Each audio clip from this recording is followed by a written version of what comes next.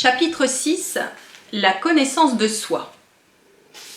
Il ne saurait y avoir de réponse positive au problème de l'expérience religieuse que si l'individu est désireux de satisfaire à l'exigence d'un examen rigoureux de lui-même et aux nécessités, au cheminement de la connaissance de soi-même.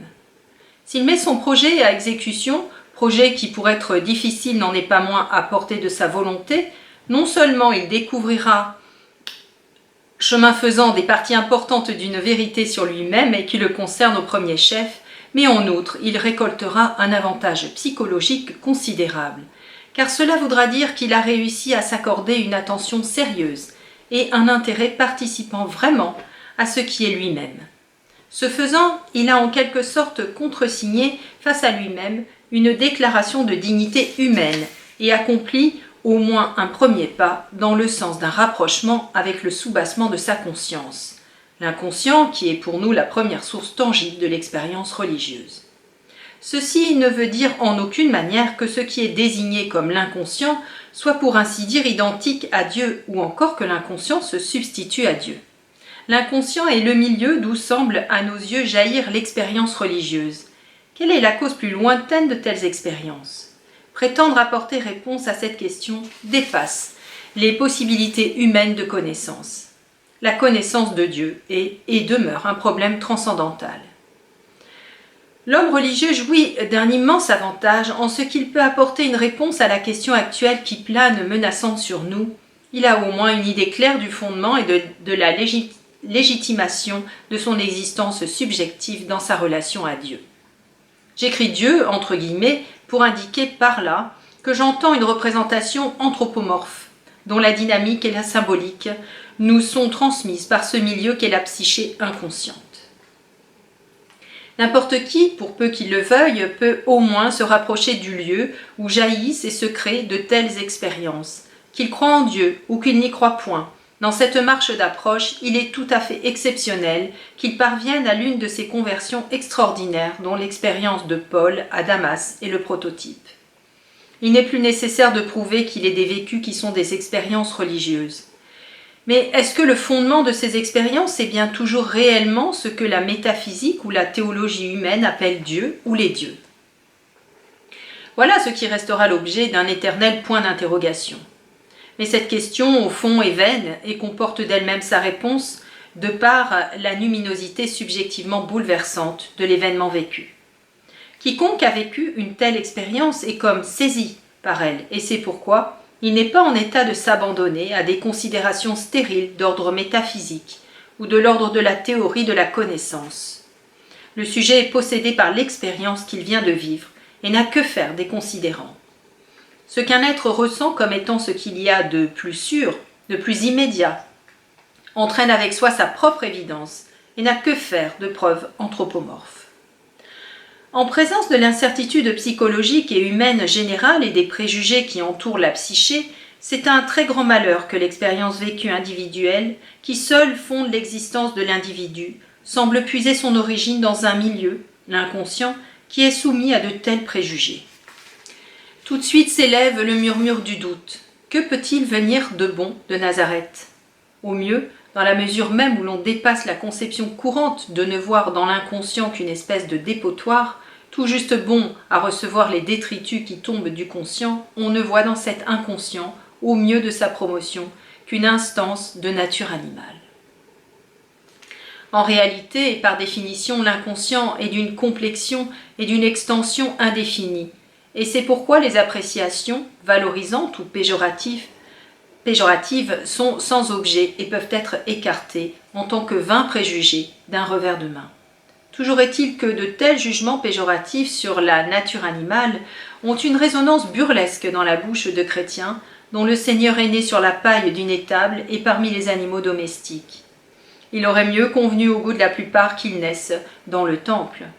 De façon analogue, l'homme occidental, massifié, attend, escompte la rencontre de l'expérience vécue éclairante, lumineuse, d'un rassemblement de masse qui constitue à ses yeux un décor autrement plus imposant qu'une âme humaine individuelle. Et même les chrétiens, faisant cas de l'Église, partagent cette désastreuse illusion. La psychologie a établi que les processus inconscients possèdent une signification éminente pour la formation et l'explosion des expériences religieuses vécues. Cette donnée irréversiblement établie est extrêmement impopulaire, aussi bien à droite qu'à gauche. Pour le point de vue de la droite, ce qu'il y a de décisif, c'est la révélation historique qui a fondu sur l'homme de l'extérieur. Pour la gauche, cela représente une absurdité, d'autant plus qu'il n'y a pas de fonction religieuse dans l'homme, à moins que celui-ci n'adhère et ne croie à la doctrine du parti, au bénéfice de laquelle on revalorise soudain l'intensité la plus brûlante de la foi. À ceci s'ajoute l'incohérence des différentes confessions qui affirment chacune, à leur manière, des choses totalement différentes et dont chacun prétend pourtant à la vérité absolue. Or dorénavant, nous vivons dans un monde dans lequel les distances se mesurent par unité-heure, et non plus comme autrefois par des semaines et des mois. Les peuples exotiques ont cessé d'être des objets de curiosité que les badauds allaient regarder avec surprise dans les musées ethnographiques. Ils sont devenus nos voisins, et ce qui, hier encore, était la prérogative des ethnologues, devient, pour notre époque, un problème politique, social et psychologique. Déjà les façons de voir, les sphères philosophiques commencent à se compénétrer et les temps ne sont plus très éloignés où la question de la compréhension mutuelle dans ce domaine deviendra aiguë. Mais une compréhension mutuelle est naturellement impossible sans une explication réciproque et en profondeur des perspectives de l'autre. Les efforts de perspicacité nécessaires de part et d'autre ne sont pas sans avoir des répercussions réciproques. L'histoire passera certainement outre aux efforts de ceux qui se sentent appelés à s'arc-bouter contre ce développement inévitable, aussi souhaitable et psychologiquement nécessaire qu'il soit de maintenir ce qu'il y a d'essentiel et de bon dans sa propre tradition. En dépit de toutes les diversités, l'unité des hommes se manifestera impérieusement. C'est sur cette carte qu'a déjà misé la doctrine marxiste, alors que l'Occident démocratique espère encore s'en tirer avec de la technique et de l'aide économique. Le communisme n'a pas négligé l'énorme importance attachée à la conception du monde et des choses et à l'universalité des principes fondamentaux. Sur ce plan, un affaiblissement des conceptions universelles est un grand danger, que les peuples exotiques partagent avec nous, et ils sont sur ce point aussi vulnérables que nous. Il y a lieu de prévoir et de craindre que le facteur psychologique, tellement sous-estimé, ne se venge cruellement. Il sera vraiment temps de rattraper notre retard à ce sujet et de tenter de nous débarrasser de nos façons d'être arriérés. Pour commencer les choses ont peu de chances d'aller au-delà d'un pieux désir, car l'exigence et la nécessité d'une connaissance de soi-même est impopulaire à l'extrême. Elle a des relents d'idéalisme suranné, elle pue la morale et tourne en définitive autour de cette ombre psychologique que l'on s'efforce de nier et dont, à tout le moins, personne ne parle volontiers. La tâche qui s'impose à notre époque est tellement difficile qu'elle semble quasiment impossible. Elle pose des exigences suprêmes à tout ce qui est instance de responsabilité dans l'être, et ce n'est qu'à ce prix que celui-ci évitera une nouvelle trahison des clercs. Cette exigence s'adresse en premier lieu aux dirigeants, aux êtres d'influence et qui possèdent assez d'intelligence pour comprendre et embrasser la situation de notre monde. On pourrait attendre d'eux qu'ils se mettent à l'œuvre avec leur conscience, mais comme par-delà la compréhension purement intellectuelle, il s'agit de tirer des conséquences sur le plan moral, nous n'avons malheureusement sur ce chapitre aucun motif de nous bercer d'optimisme. Comme on le sait, la nature n'est pas tellement prodigue de ses dons, et il est rare qu'elle ajoute à une haute intelligence les dons du cœur. En règle générale, là où l'un est donné, l'autre manque, et là où une faculté s'est développée, c'est le plus souvent au détriment de toutes les autres. Dans cette perspective, un point particulièrement délicat est la disharmonie qui existe souvent entre le secteur de la pensée et celui du sentiment chez un être, car l'expérience a montré que ces fonctions s'entendent mal et se contrecarrent. Il serait vain de présenter et de formuler la tâche qui incombe à notre temps et au monde sous forme d'exigence morale. On peut tout au plus s'efforcer de faire voir et sentir la situation psychologique du monde de telle sorte que les myopes eux-mêmes finissent par la voir et de prononcer des paroles, de lancer dans l'arène des notions que les sourds eux-mêmes finiront par entendre. On peut, et il faut garder l'espoir, qu'il existe des êtres compréhensifs et de bonne volonté, et il ne faut donc pas se lasser de répéter les idées et les notions dont le besoin se fait sentir. Après tout, pourquoi la vérité ne pourrait-elle pas, elle aussi, se répandre aussi bien que le mensonge vulgaire? Cette perspective me donne l'élan nécessaire pour désigner au lecteur la difficulté la plus grande qui l'attend encore. Les atrocités dont les États dictatoriaux ont ces derniers temps qualifié l'humanité ne constituent que le sommet de toutes ces abominations dont nos ancêtres, des plus récents aux plus reculés, se sont rendus coupables. À commencer par toutes les cruautés et tous les bains de sang à travers lesquels s'entrechoquèrent les peuples chrétiens et dont l'histoire européenne déborde. L'Européen doit encore assumer la responsabilité de tous les crimes commis sur les peuples exotiques lors de la fondation des colonies. À ce point de vue, nous sommes on ne peut plus lourdement chargés. Il en découle une image de l'ombre générale de l'humanité qui est telle qu'on ne saurait en peindre de plus sombre. Le mal qui se manifeste dans l'homme, qui se réalise par lui et qui indubitablement l'habite, atteint des dimensions on ne saurait plus grandes, en face desquelles on a presque l'impression d'un euphémisme lorsque l'Église parle du péché originel que l'on fait remonter à l'incartade relativement innocente d'Adam. Cette tare de l'homme, sa tendance au mal, est infiniment plus lourde qu'il n'y paraît, et c'est bien à tort qu'elle est sous-estimée. Comme on se complaît en général à l'opinion que l'homme est ce que son conscience est de lui, on se prend pour inoffensif, ajoutant ainsi à la méchanceté une stupidité qui lui correspond. Certes, les hommes ne nient pas, et ne peuvent nier, qu'il s'est passé des choses épouvantables et qu'il s'en passe encore. Mais à les entendre, ce sont toujours les autres qui en sont les auteurs. Et dans la mesure où de telles atrocités appartiennent au passé, plus ou moins proche ou plus ou moins lointain, elles sont englouties rapidement et avec soulagement dans la mer de l'oubli, ce qui permet le retour de cette espèce d'état flottant dans le rêve qu'on appelle état normal. À l'opposé de ce dernier figure, en un contraste dramatique et effrayant, le fait que rien de ce qui s'est passé n'ait définitivement disparu, et que rien n'est rétabli, reconstitué, réparé. Le mal, la culpabilité, la profonde angoisse de la conscience et les pressentiments les plus sombres sont là, aux aguets, s'imposant aux yeux qui veulent tant soit peu les voir. Ce sont des hommes qui ont commis cela. Or je suis un homme qui participe de la nature humaine. Par conséquent, je suis un être qui est co-responsable et qui possède dans son essence inexpugnable et immuable la capacité et la tendance à commettre de pareilles actions à tout moment.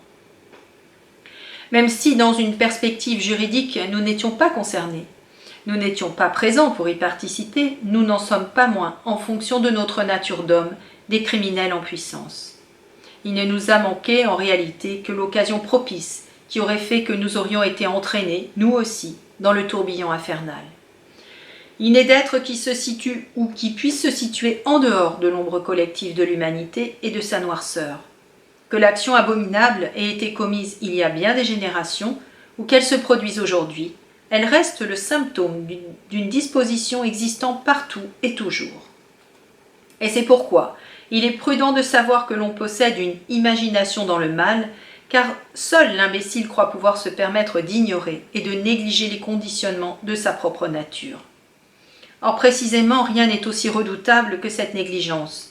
Ce refus de voir et de s'avouer sa tendance au mal est le meilleur moyen de la transformer en un instrument aveugle, précisément asservi à ce mal.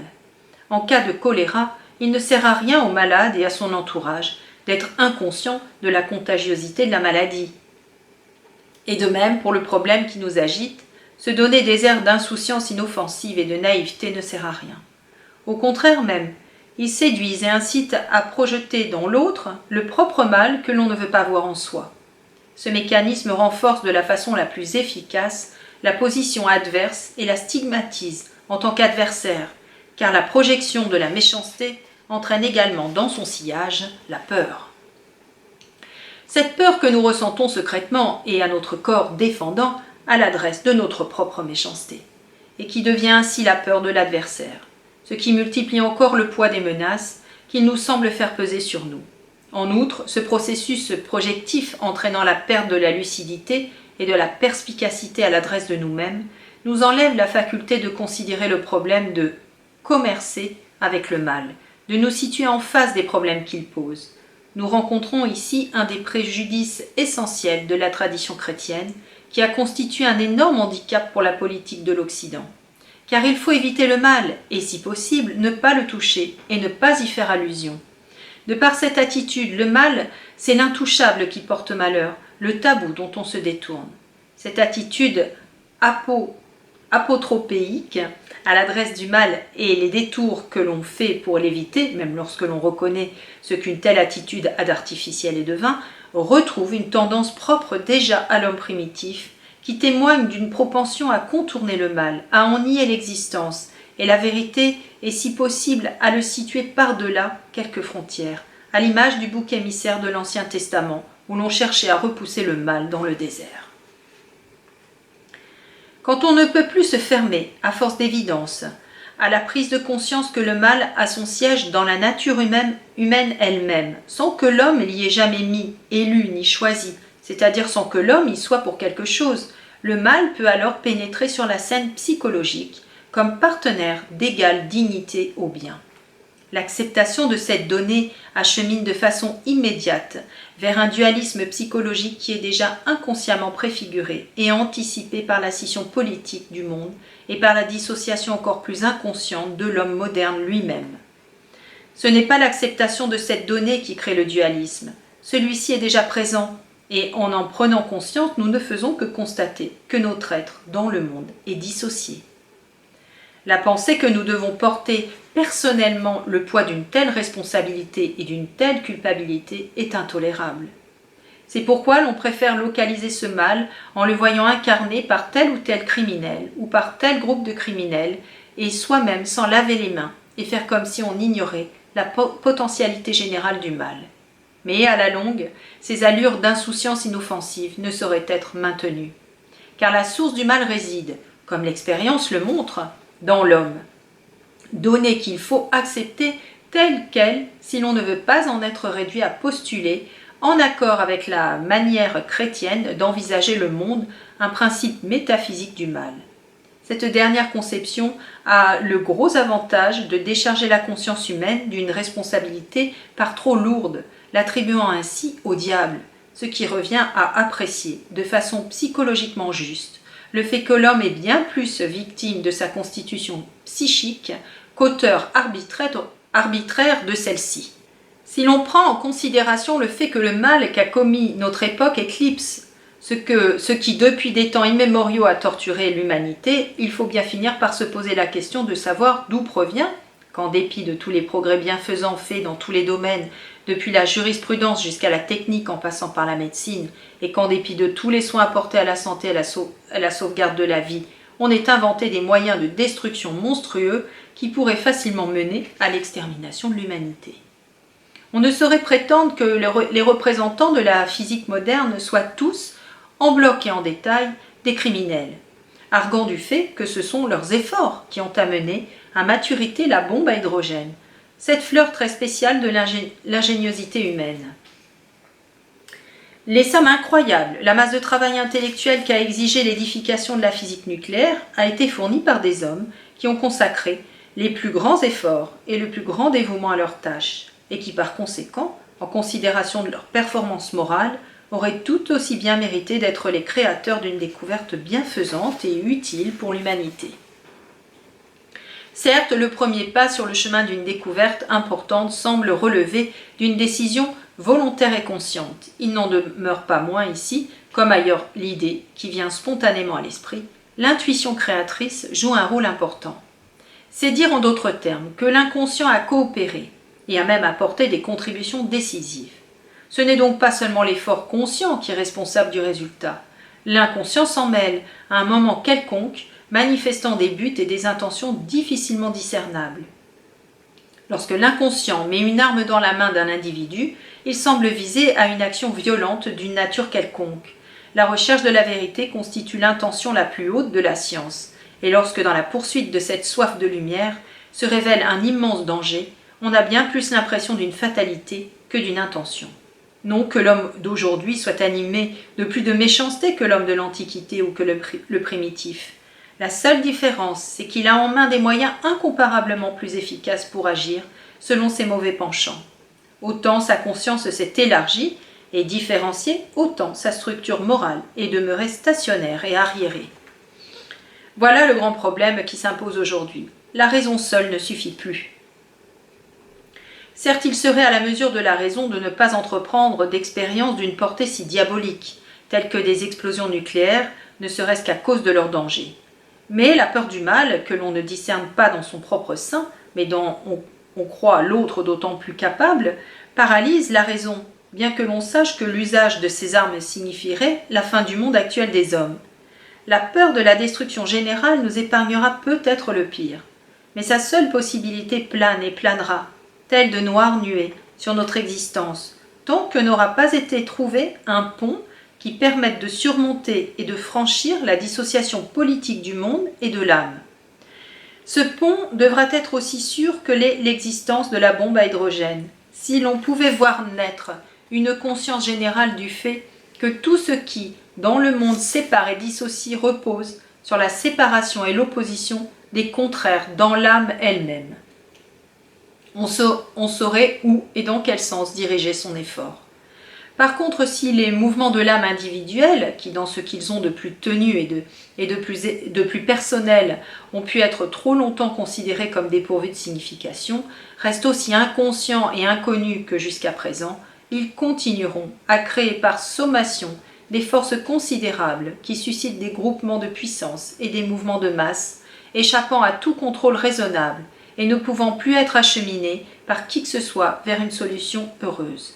C'est pourquoi tous les efforts directs entrepris pour arriver à bonne fin ne sont que mirages et faux fuyants, qui se jouent dans l'arène publique en des combats dont les gladiateurs, pris à leur propre jeu, semblent entre tous être possédés par les chimères qu'ils incarnent. Ainsi le facteur décisif gît dans l'homme qui reste désemparé et sans réponse en face de son dualisme. Cet abîme, du fait des derniers événements de l'histoire mondiale, s'est soudain ouvert sous ses pas. Après que l'humanité a vécu et végété de nombreux siècles dans un état d'esprit qui présupposait comme évident qu'un Dieu, un avait créé l'homme à son image. En fait, on peut dire que l'on est encore aujourd'hui inconscient du fait que chaque individu est une pierre dans la construction des organismes politiques et même des structures qui se dressent à l'échelle mondiale, et que par conséquent, chacun participe originairement à leur conflit. Chacun sait d'une part qu'il est une particule insignifiante, victime impuissante de forces incontrôlables, et d'autre part, chacun porte en lui une ombre et un partenaire dangereux qui, tel un compère invisible, se trouve imbriqué dans les sombres agissements des monstres politiques. Il appartient à la nature des organismes politiques de toujours voir le mal chez les autres, de même que l'individu n'arrive pas à se dépêtrer de la tendance quasiment inexpugnable à tenter de se débarrasser de tout ce qu'il ignore et veut ignorer de lui-même en l'attribuant à un autre. Rien n'a une action aussi dissolvante et aliénante au sein de la société que précisément cette sorte de commodité morale, d'irresponsabilité dont nous venons de parler, et rien ne favorise autant la compréhension et le rapprochement que le retrait réciproque des projections.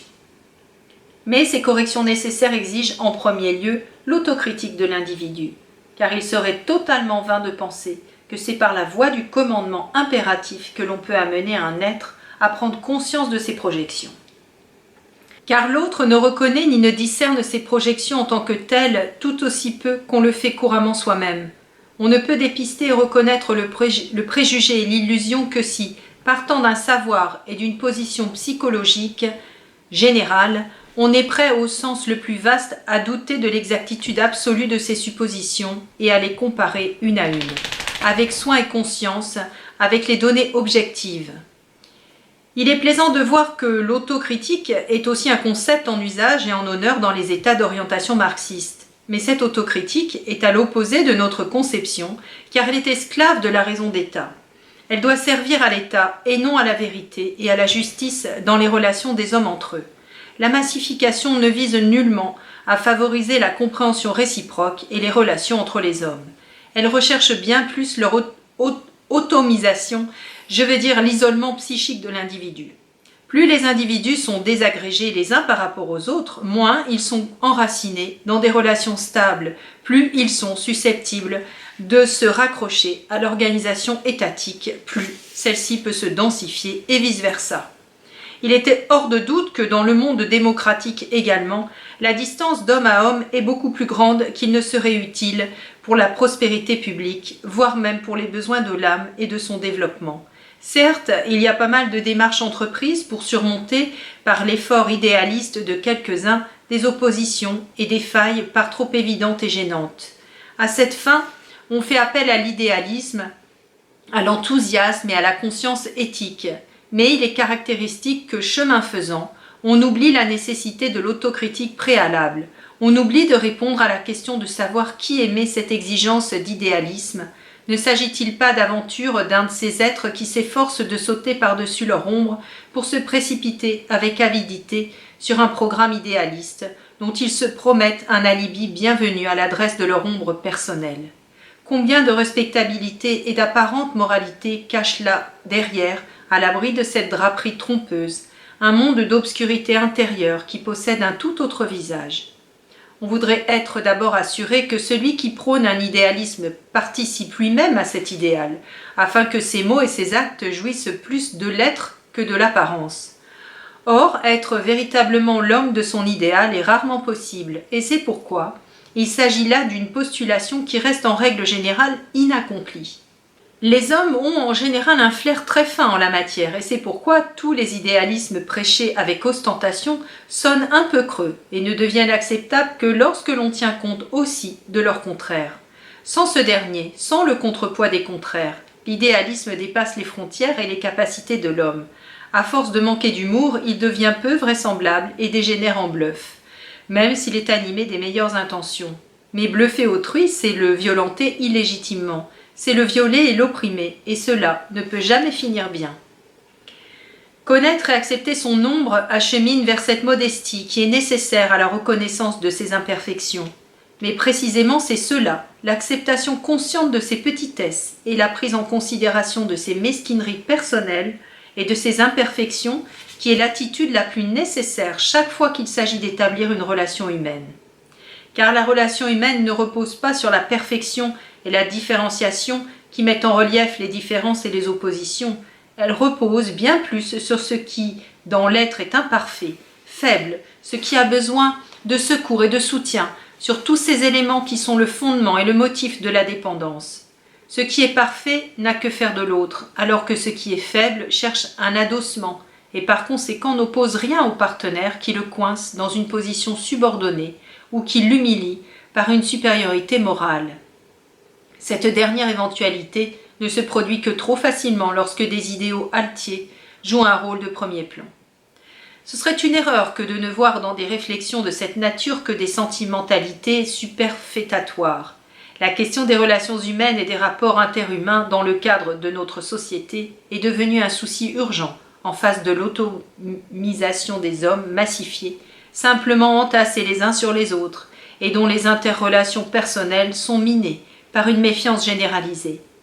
Lorsque les fluctuations du droit, l'espionnage policier et la terreur sont à l'œuvre, les hommes sont acculés à l'isolement et à n'être que des parcelles menacées, ce qui cadre avec le but et l'intention de l'État dictatorial qui repose sur l'amoncellement aussi massif que possible d'unités sociales impuissantes. En face de ce danger, la société libre a besoin d'un liant de nature affective, comme en sont par exemple, la charité ou l'amour chrétien du prochain. Mais précisément, c'est l'amour du prochain, l'amour de l'être proche, qui subit les plus grands dommages du fait des projections et du manque de compréhension qu'elles entraînent. C'est pourquoi il est du suprême intérêt de la société libre qu'elle se soucie, grâce à une compréhension profonde de la situation psychologique, de la question des relations humaines. C'est de la relation d'homme à homme que dépend sa cohésion et par conséquent aussi sa force. Là où cesse l'amour, commence la puissance, l'emprise violente et la terreur. Ces réflexions ne sont pas faites pour en appeler à l'idéalisme. Je tente seulement d'apporter une conscience claire de la situation psychologique. Car je ne sais ce qui est le plus faible, si c'est l'idéalisme ou la perspicacité du public.